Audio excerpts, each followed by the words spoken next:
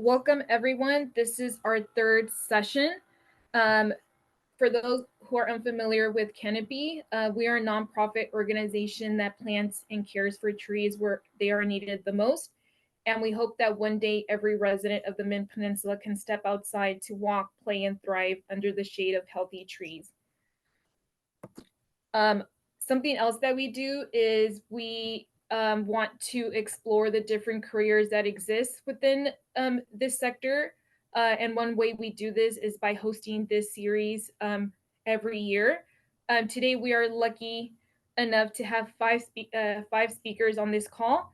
They will be able to introduce themselves shortly, but today's topic is careers in the outdoors.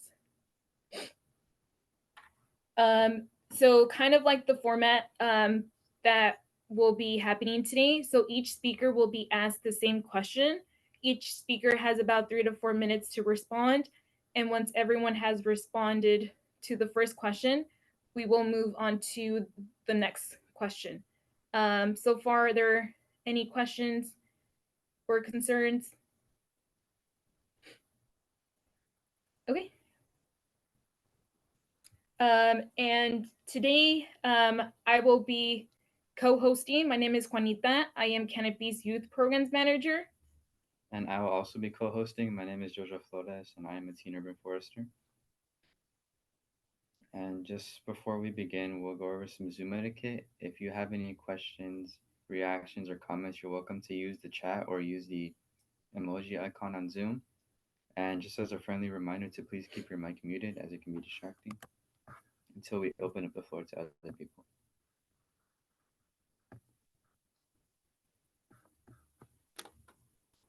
Okay, with that being said, we'll go ahead and start with the first question, which is... And first, we'll go over some introductions. And if you guys could please tell us about your job, what attracted you to it, and what does your day-to-day look like? And should we go with the order? Mm-hmm. For the order, we can do Susan. I'm not sure if I'm pronouncing your name right. Annika. Who else is here? Jackie Kendall. And Kendall, and then Jen, if she's here.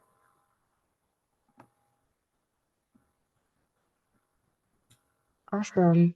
Should I start? Yeah. Okay. Awesome. Hi, everyone. It's so great to be here. My name is Sussan Garcia. I'm the Communications and Advocacy Manager at This Is Outside. What attracted me to the job, so I've been working there for around 14 months now, 15 maybe. What attracted me was the values of the organization and the mission. So what Justice Outside is that it advances racial justice and equity in the outdoors and environmental movement. And I was job searching at the time, trying to look for just jobs in, communications or research, in the nonprofit sector. And, there's this expectation a lot of times with nonprofits that, although they are working for social good, the wording and language and mission can still be, watered down. And Just as Outside was really refreshing in that it's been unafraid to, address what the root systems and the root problems, So, again, just like being able to say that they're advancing racial justice and equity within this field, and names, like white supremacy and issues of colonialism and these root issues. And so, um, seeing that plus the fact that the organization is led by Black, Indigenous, and people of color, and that the staff is mostly, again, Black, Indigenous, and people of color in the sector, really attracted me to it. And as I expected, like that, it leads to just a more positive and welcoming work environment for me. And, I don't have to explain as many things. We're more aligned. We come from similar experiences. Um, and my day to day, um, so I work in a team with two other people that make up the communications and advocacy team. So I work with my supervisor and I supervise one other person who is the associate in our team. And so day-to-day needs vary a little bit, but basically, obviously, it's very social media heavy, drafting content, drafting videos, drafting copy or newsletters, and also working closely with other people, a part of the wide organization to talk about the programs that we have, and what's going on with the organization. And looking forward to the rest of this hour with you all. Thank you.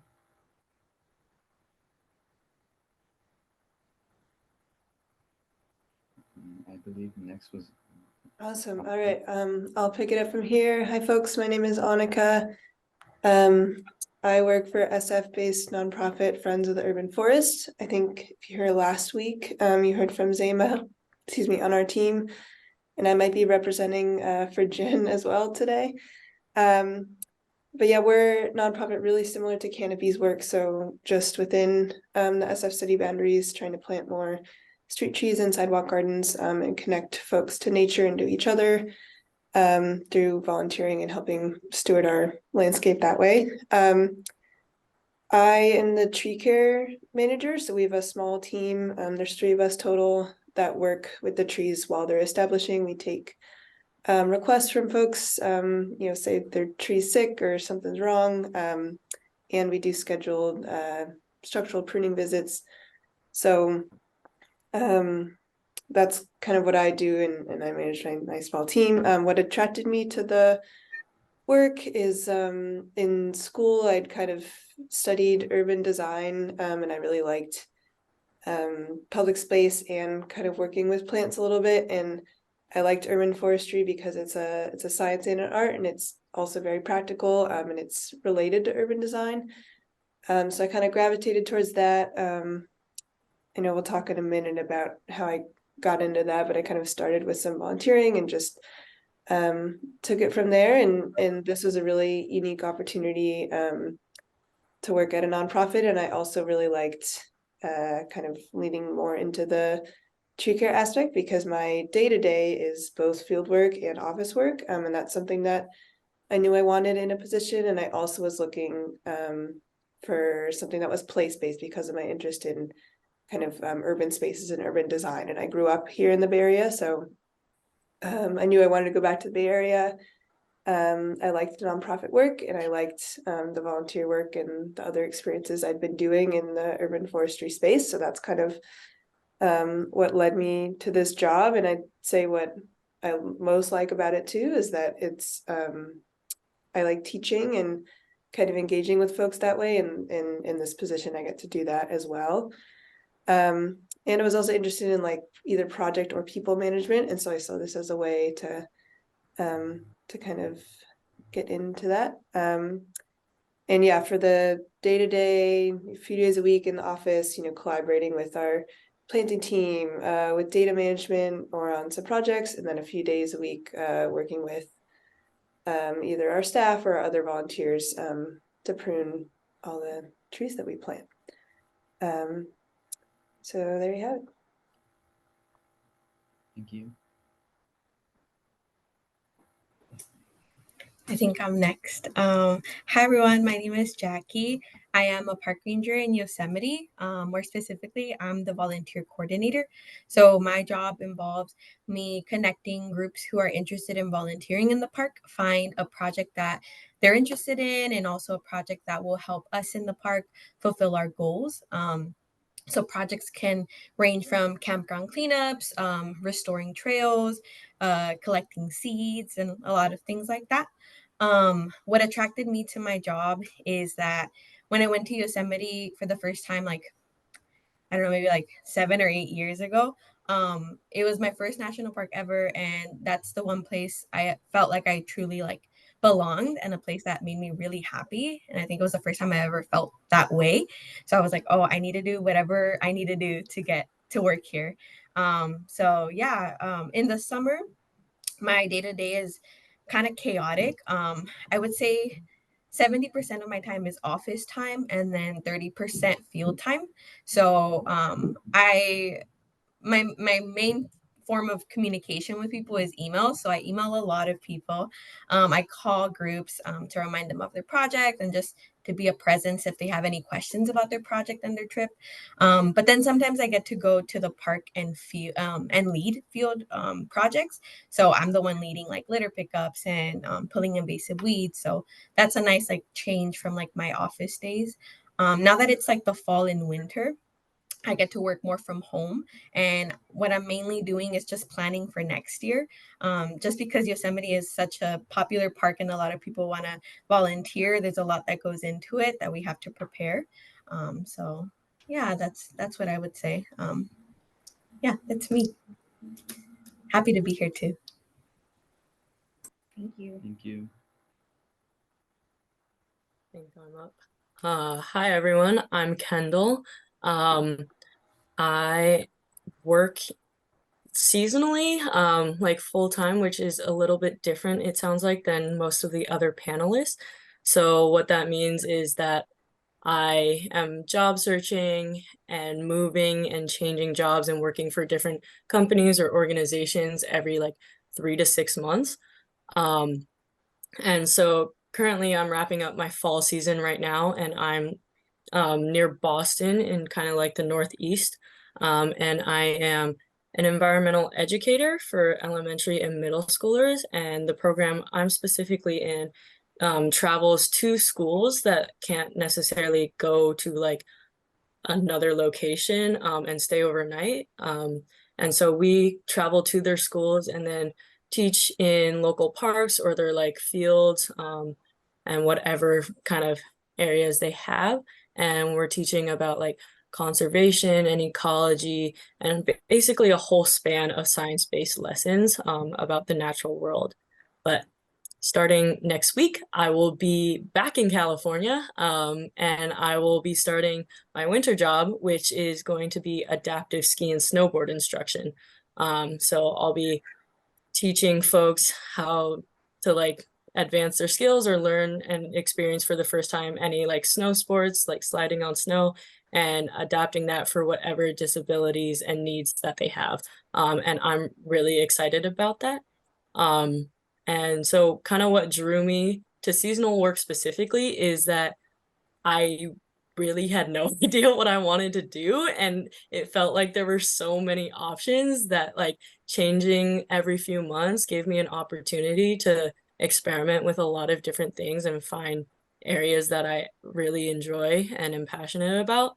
I don't, sorry. Also, I just really like being outside and being active, and I enjoy teaching. So as an instructor or as a guide or as a teacher, I get to do a lot of that and be there for those like really special moments that people like get to experience something for the first time or connect with a new place or a new activity. And I really enjoy that. For my day-to-day, it varies a lot by the season. Right now, working at schools, I kind of follow the school day. I work during the school week. And like I'll start when school starts and end when school ends. So like maybe like 9 to 3 or like 8:30 to like 1:15. It's really nice. But then in the winter, my days off will probably be in the middle of the week because we'll be busier on the weekends. So I'll have like Tuesday and maybe Thursday off, and it kind of depends on the demand for lessons and that kind of thing. Thank you.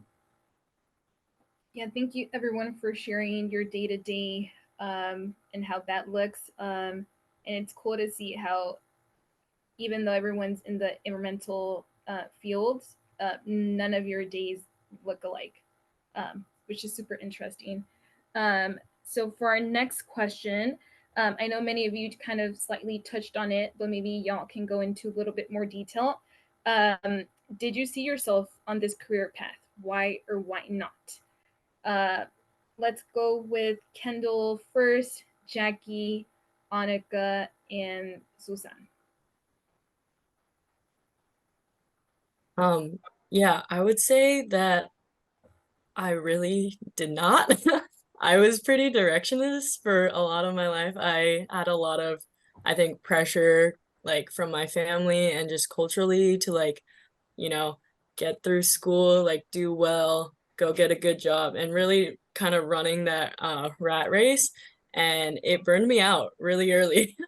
And I just didn't necessarily want to do any of that. And I was lucky enough to be able to go on like an outdoor education trip through my school, and like that was like an eye-opening experience for me. Like it was such an escape from like all the other pressures of my normal life that I was like, yes, I want to be out here. And that's kind of how I like figured it out. Like I really, really felt like things could let go outside, and like I was really lucky in my life to have really great mentors and teachers, and so that kind of inspired me to like want to be able to pass that on to, you know, other folks, and help facilitate those experiences for other people. um but yeah, it took a little bit of just trying things out and being able and having kind of that support network that will let me do that. And then, yeah, I think what really, really changed like my career path, once I started getting into the outdoors, I was very much in the mainstream industry. So it was like, I, from my experience, a suffocating place. That, you know, didn't really feel like I could show up fully in the ways that I wanted to because of the identities I held and the experiences I've had. But like I actually did Justice Outside's Outdoor Educator Institute. And that was like career changing for me because it was such a good experience. Like I got to interact with so many people that had similar experiences that I never knew were out there because it's just not visible typically. And we like worked with a lot of different organizations. Canopy was one of them. And like we were able to have so many conversations that like I felt like were missing. And it really made me want to go into a more niche segment of this sector. And so a lot of the organizations I work for now, I actually found through OEI, and focus a lot on making outdoor adventure more accessible. And yeah. Thank you, Kendall. My response to this question is a little short story.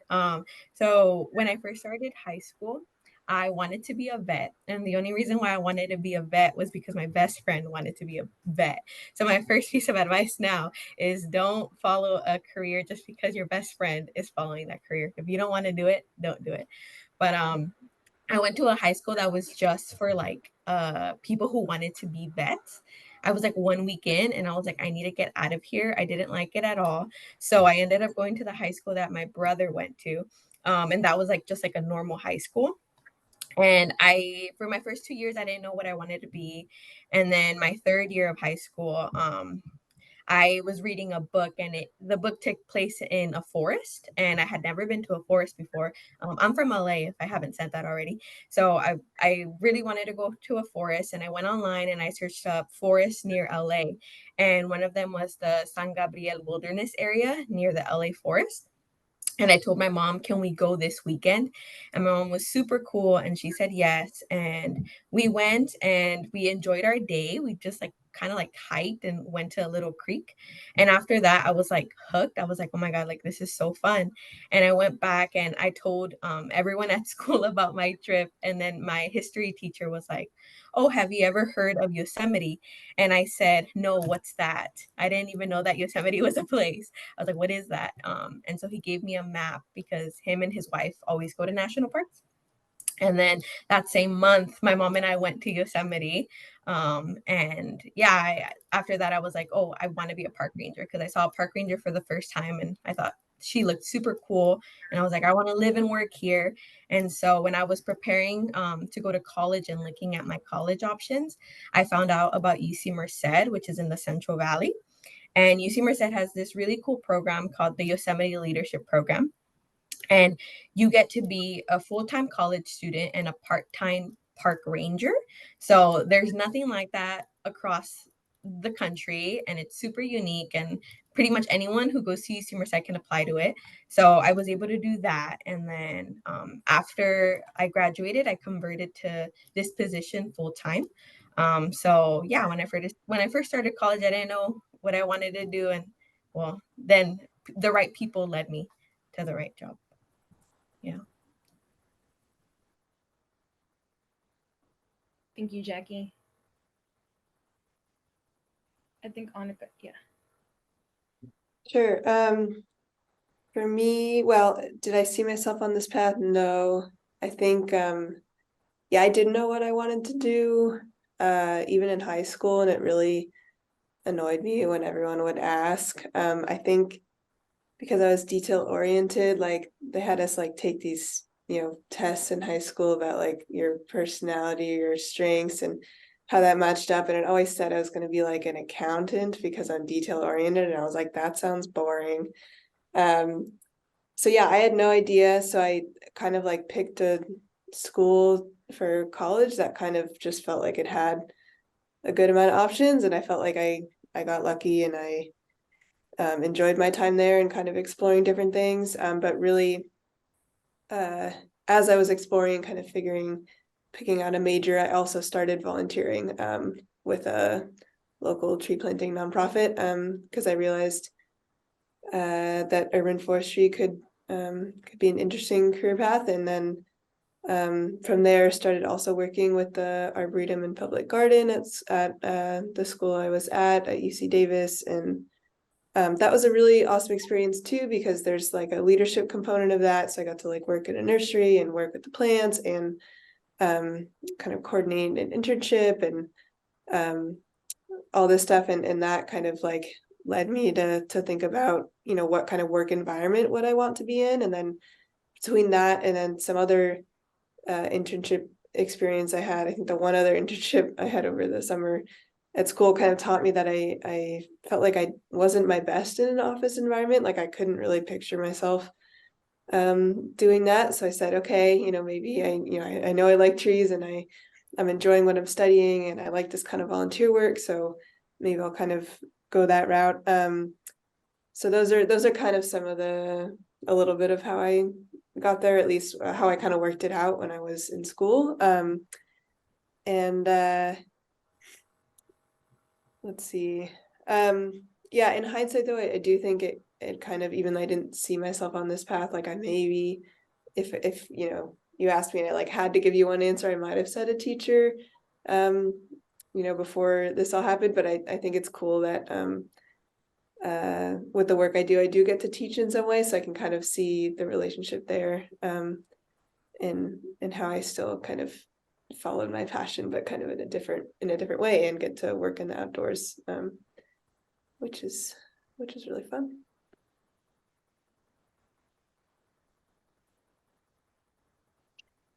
So I'll also join with everyone and say that no, I didn't see myself on this path either. Um, Ever since I was young, like in high school, I always was interested in, like social good and social justice. So I did a lot of internships throughout high school and college, in different contexts, like either in like editing in like a journal or research or local government, like politics. So I didn't really exactly know what I wanted to actually do. Um, for college, I was super interested in the Middle East and studying Arabic. So I went to New York University in Abu Dhabi and studied the degree is called Arab Crossroads Studies, which is very similar to a Middle Eastern Studies degree. And I graduated in 2020 at the beginning of the pandemic, which really threw off the plans that I had. I was supposed to go teach English in South Korea for a year, but with the pandemic, that didn't end up happening. And afterwards, I just needed a job. So I like, as part of kind of the internships that I did throughout high school and college, I had a little bit kind of legal experience. I was considering law school.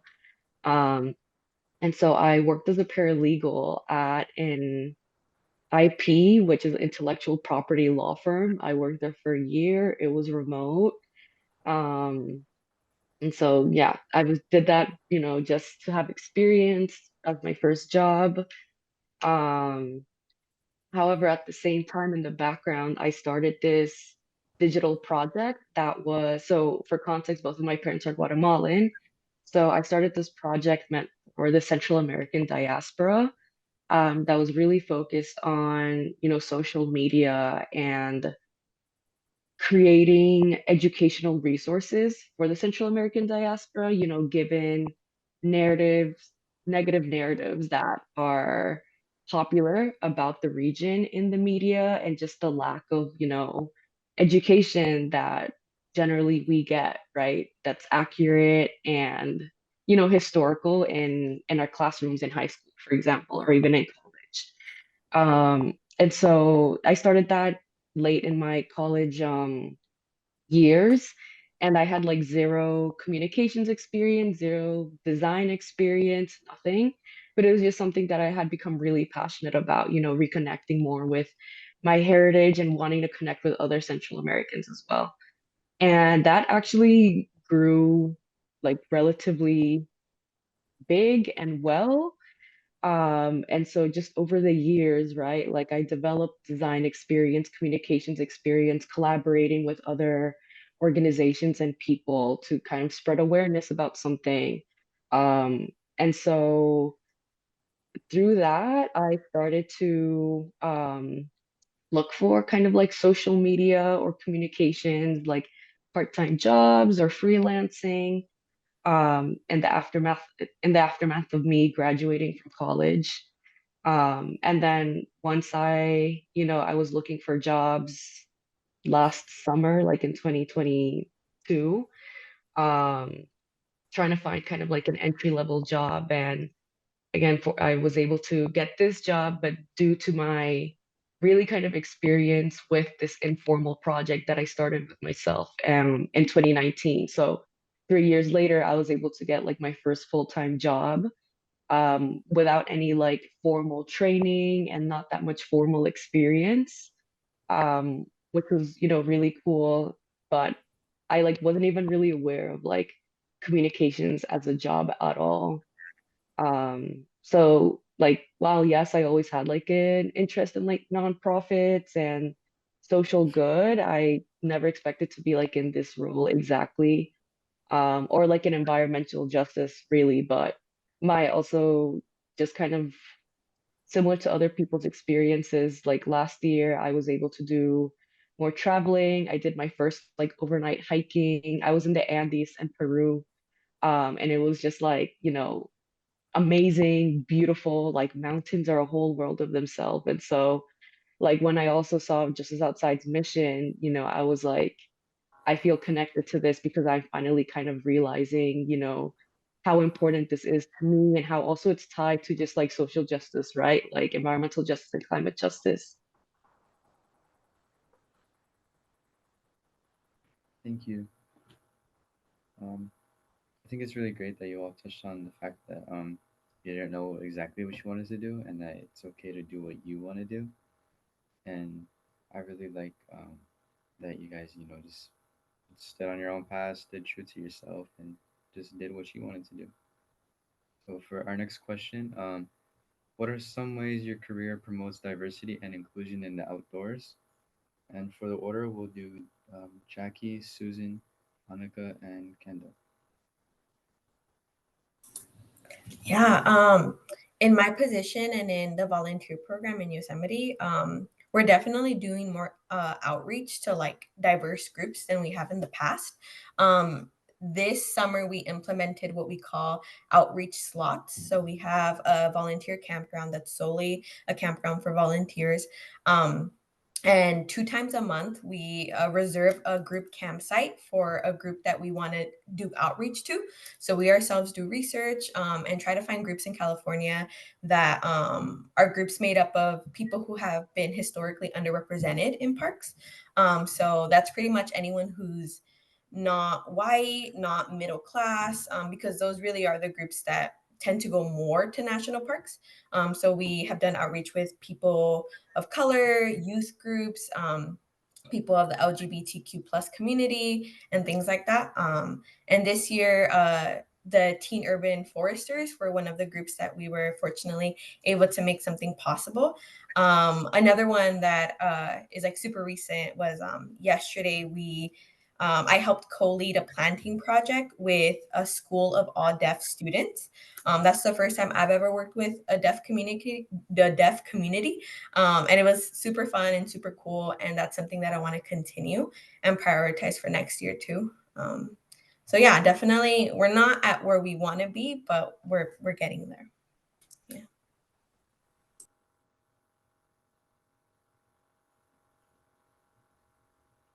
So at my current role, as I've explained, it centers, diversity and inclusion, which again is very cool. As I've mentioned, like the leadership and staff are, from all like, again, generally Black, Indigenous, or people of color, and just advancing, the work that Just Outside does. So for example, the programs, as Kendall mentioned, like there's this program called Outdoor Educators Institute, um, and other similar programs that essentially prioritizes Black, Indigenous, and people of color, generally youth of color that are interested in the outdoors. And for OEI, you don't need to have experience. You just need to have that interest, right, and willing to engage with these conversations. Um, and so that's just again like narratives wise and like programs don't generally like prioritize this. So supporting that is awesome. And like every year, he like reading about like the folks that are participating and like their experience. Um, Another aspect of the organization is their grant making. So essentially like Justice Outside redistributes funds to organizations in different parts of the country, and they prioritize again Black, Indigenous, and leadership of color that are doing the work on the front lines. And they have a different approach, such as that, Justice Outside doesn't require nonprofit status.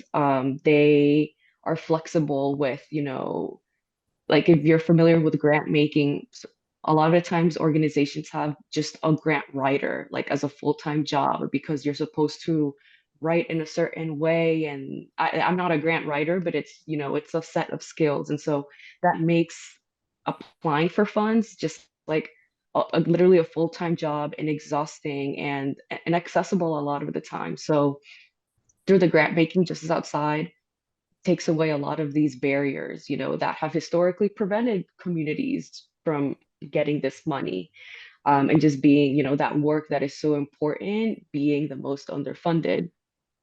And finally, another one of the services that we get to support is that Just as Outside also provides training for organizations.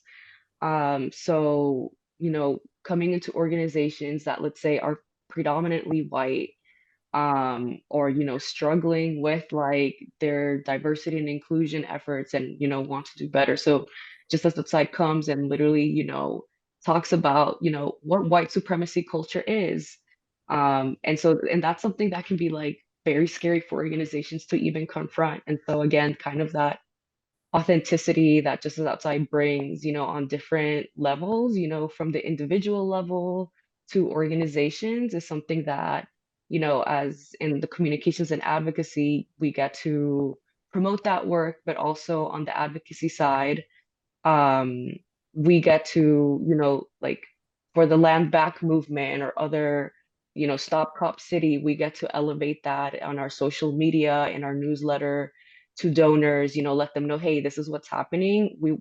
If you want to, keep on supporting these type of broader systemic changes, these are other campaigns that y'all should support. So it's really cool to be able to center that in the day-to-day in different ways.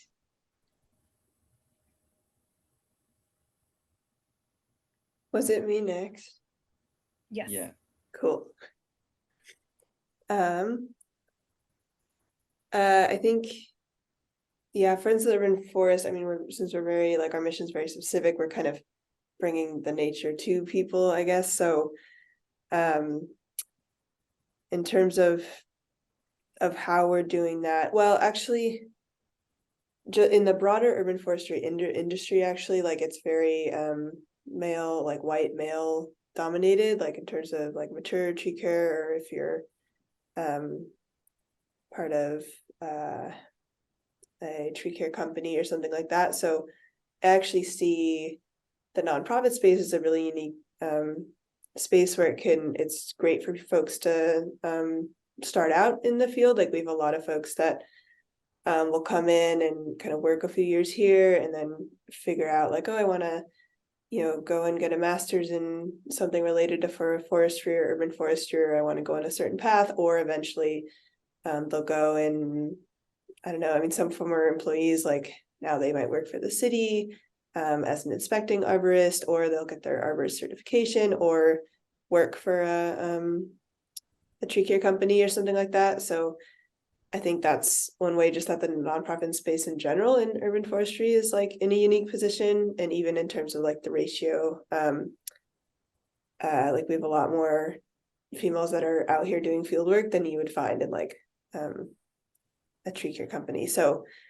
or your typical tree care company. So I do think that that's cool, and like, it's unique to be in that space. And so I try and recognize that and like take advantage of that.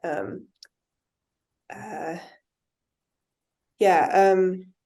And then in terms of the, like, for our work in promoting diversity inclusion, there's obviously like focusing on where we plant, but also giving agency in that, and working with folks when we can to make sure it's a species of tree, for example, or something, a garden is, they can have some say in that, in what they want, like, in their community and on their block. And also kind of providing education where we can, even something simple like staff were really excited recently to bring back some little QR codes that explain, what kind of species things are, because this is the public right of way that we're planting. So sometimes the residents have a say if they're interested, sometimes they don't, and not everyone knows what's on their street. So like having that accessible, and also, like, for example, having my team accessible through those QR codes saying, hey, if there's an issue, like, let us know, we'll come out and we'll do our best to to steward those trees.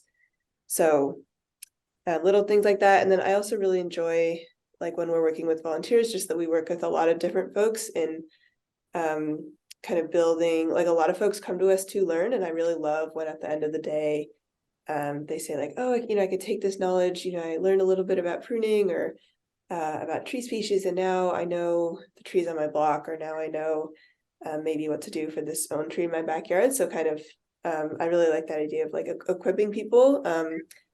And it's cool to see some folks are coming to us, like, they're trying to get into the industry, and like I said, that could be hard to get into arboriculture, especially if you're coming from a different industry. So some folks are kind of like getting experience volunteering with us, which is great, that just like anyone could come and do that. And other folks are in college and just kind of trying to explore things. So I kind of like that, just in general, the nonprofit space is a little bit more accessible and a little more engaged with the community and different types of folks in our work.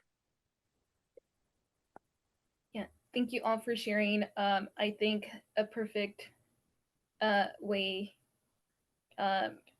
to summarize, I know Kendall is going next, but I think one thing to highlight is what Jackie mentioned.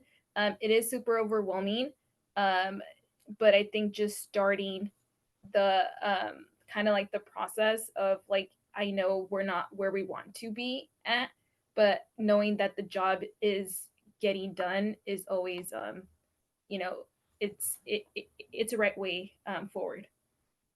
Kendall?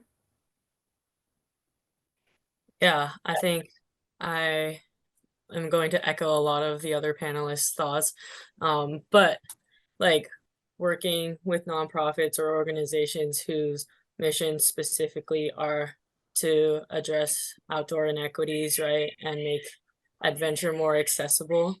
And then like being in those organizations and having like working directly with students or participants, and me being in a position of power serves as representation, right? That like we can be here, we like deserve to be in these spaces as well, and like you can learn how. You don't have to grow up like going on family rafting trips or like backpacking or anything. Like there are programs that a lot of these organizations have, and you just have to like find them.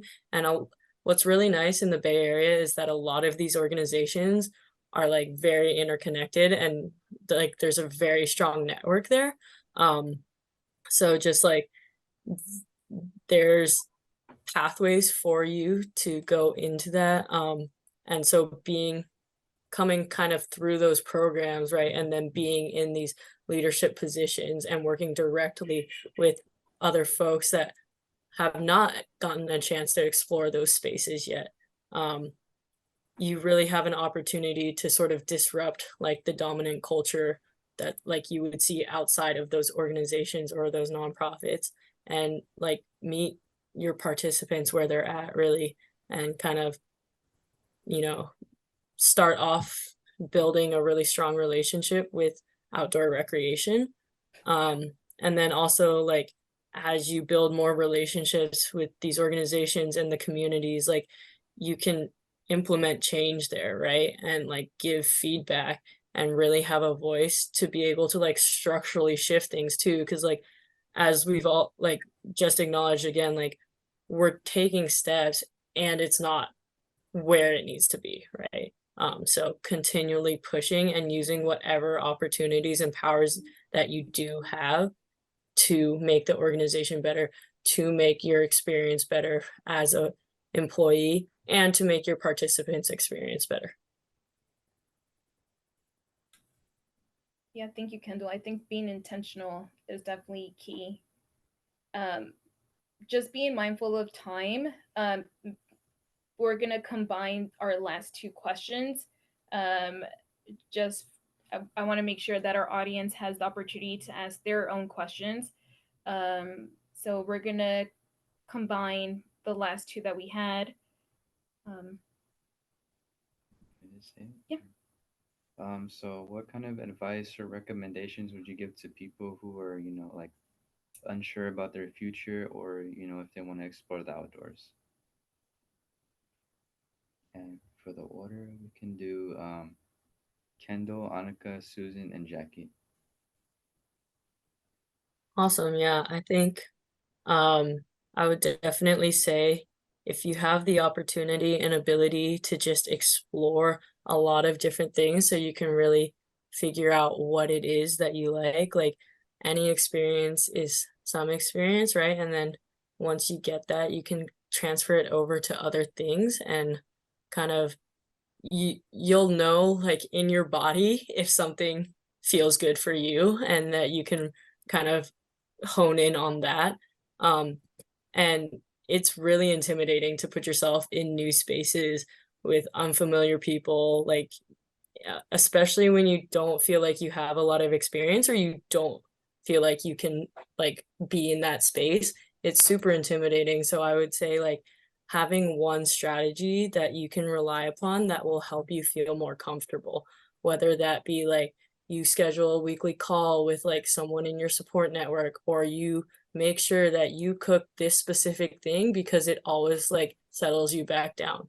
Having one thing that you can like reset yourself with, because a lot of times it will feel like you are fighting, and that is exhausting for anyone, right? But having a way to kind of process that and let it move through your body, I think would be my advice.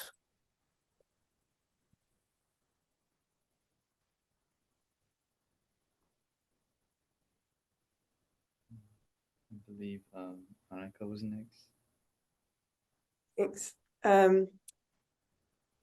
I think maybe leading more into the second question, if you're unsure about a future career, I wouldn't be like, I would be focused on the journey, not so much like having to have something in mind, because it's almost like someone's major. Like everyone jokes about it. It's like you go to college, almost everyone's changed their major at least once. And I think I got a lot from just like learning from any experience, like whether it's good or bad. If you have one opportunity, like just thinking of like, okay, what can you learn from it? Like maybe just you learn that I don't want to do that, but that's still good to know.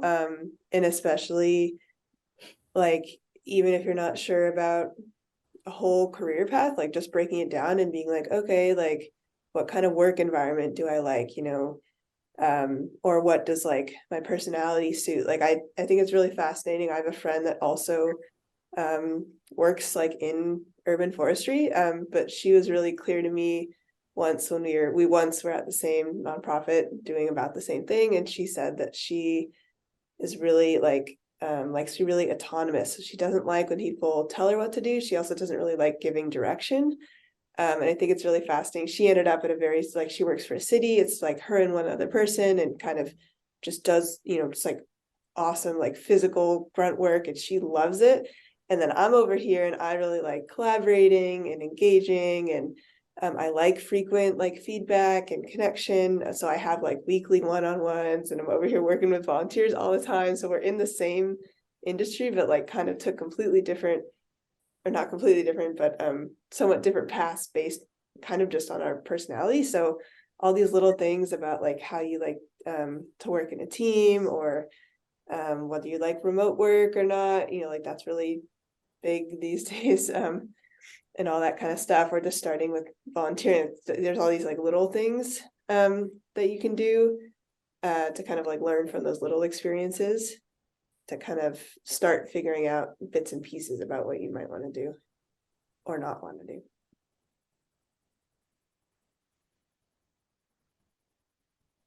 It's my turn. Yes. Yeah. So I'll start with for people who want to start exploring the outdoors. I didn't grow up, with a lot of exposure to the outdoors or outdoor activities. I was, born and raised in Queens, New York City, like, just not a lot of access to outdoors or outdoor activities generally.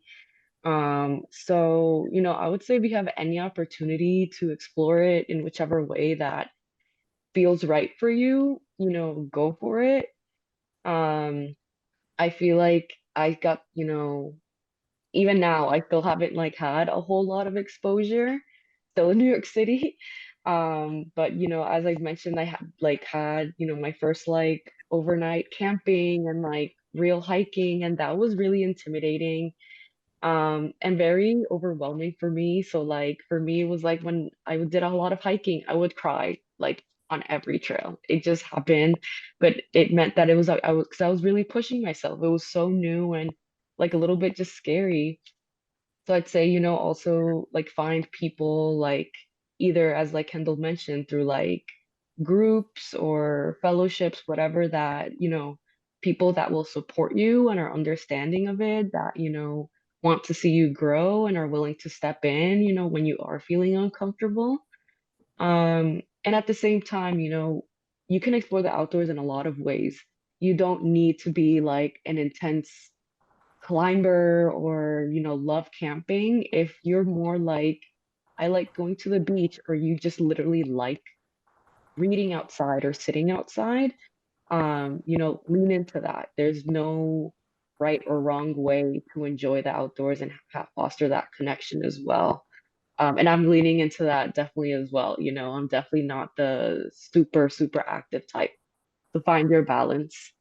And if you're unsure about your future career, I would say, don't worry about it. I think even if you feel like you are sure and have this plan, most likely it will not happen that way. There are just things that we cannot account for or predict. and that's okay. I would just say to explore what really interests you, what brings you joy.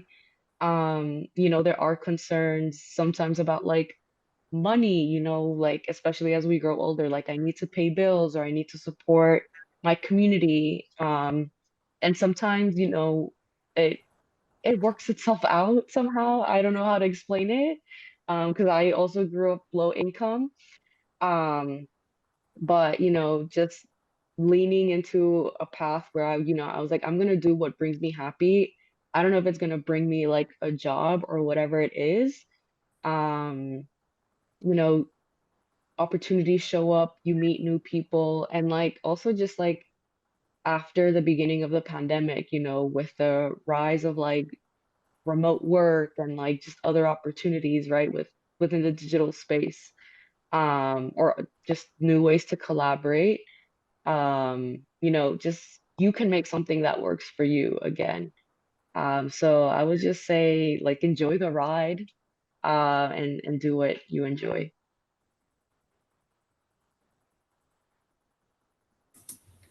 Um, I'll go. So for the first question, my advice for you exploring the outdoors would be like what Kendall said. You belong in the outdoors as much as anyone else.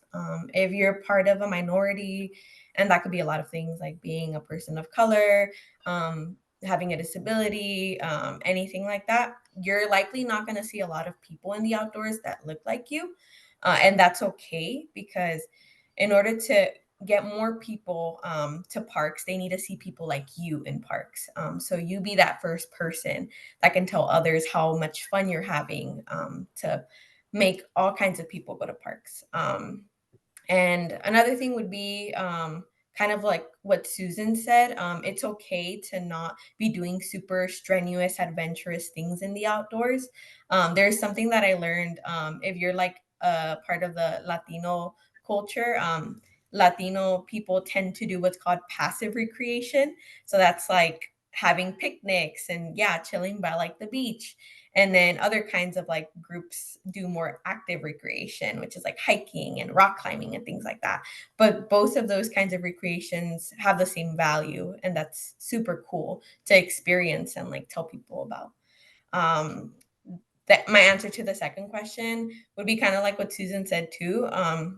It's totally okay that if you don't know what you want to do now, you're super young and you have your whole life ahead of you. There's people in their 30s and 40s who quit the job that they have and pursue something totally different. And, they still have time too. So yeah, you have your whole life to make mistakes, to quit, to fail, but eventually you're going to get right where you're supposed to be. And right now you're right where you're supposed to be. So yeah, enjoy it. Thanks. Thank you all for sharing. And right now it's we have around 5 minutes, so we'll be opening it up for any other questions that anyone else would like to ask. And those questions can be directed to all panelists. Also, feel free to use the chat if you feel more comfortable. Either myself or Jojo can read the question. Looks like we have one already, and it's for Kendall. Since you do many different outdoor activities and go from place to place, has there ever been a Yale moment where you just want to stick with one specific outdoor job? Honestly, yes. I think I experienced that this past summer. I felt like I really found my place in a community. I was raft guiding for a organization based in the Bay called Environmental Traveling Companions. Um, they help folks like with low income or disabilities go rafting, which is super sick. And I felt really good about that. To be honest, I was really sad to leave and come out here, and I was like, I should have just stayed. Um, but that's all right. Like I know that now, right? And that's the thing though, is like with seasonal work, it a lot of people come in and out of the industry and might not be back next season. So like I don't know if I return next summer, like it'll be that same experience. And like the season ends, right? In a lot of my jobs, none of them extend year round. So it's kind of hard, but like knowing that and knowing like what I enjoyed about it, like the community aspect and like the actual rafting too, like I can kind of focus in on that if I chose to. Thank you, Kendall. Does anyone else have a question? Please feel free to go off mute or type it in the chat.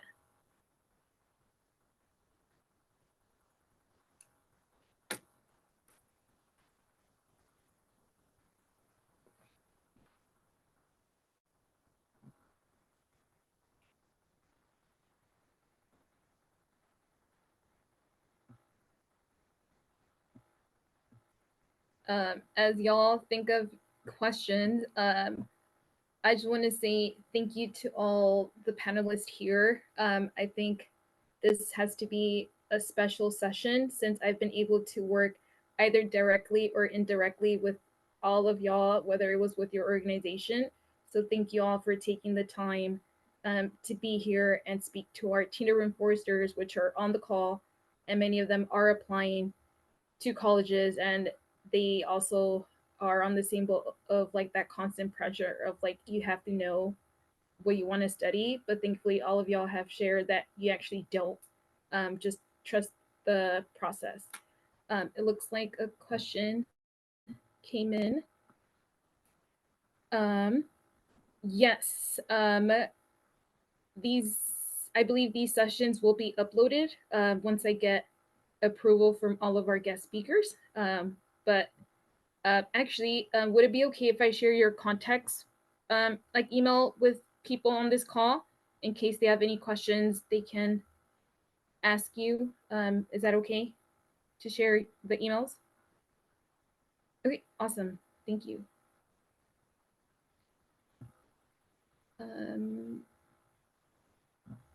Does anyone else have a question? Looks like one is for Jackie. You mentioned you participated in a ranger program at UC Merced. Can you repeat the name of the program and share your experience? Yeah, I'll type it out too. It's called the Yosemite Leadership Program. And the program itself has like 3 different sub programs. So you could be just part of one or part of all 3. I know we're like running out of time, but I'll just like share it super quick. So there's one that's a 2-year program. You can start it at any point, but you need to have 2 years left to graduate. So the first year you learn about leadership skills, try to find the kind of leader that you are. And then the second year of the program, you do a capstone project. So you work with a real business or organization out there, and you try to find a solution to a problem that they're going through. And you do this with a group of people. You don't do it by yourself. And then the second program within the Yosemite Leadership Program is a summer internship. So if you're part of it, you get to live and work in Yosemite for 12 weeks, and you get to do pretty much whatever you're interested in. And then after you graduate from that program and you graduate from college, you get what's called direct hire authority. So you don't have to compete with anyone else that's applying for a job in the National Park Service. You automatically get that job with that authority that you have. And then the third one is the one where you get to be a full-time college student and a part-time park ranger. And you get to qualify for that one if you do the summer internship. So definitely do the summer internship. Yeah, that was super quick. Thank you. Definitely consider it. I just dropped people's contacts, but let me quickly share my screen. We do have one last session next Thursday. Hopefully y'all enjoyed today. But in case you would like to know more about Canopy and the work that we do, we'll be having a conversation with a couple of staff next Thursday at the same time from 5:30 to 6:30.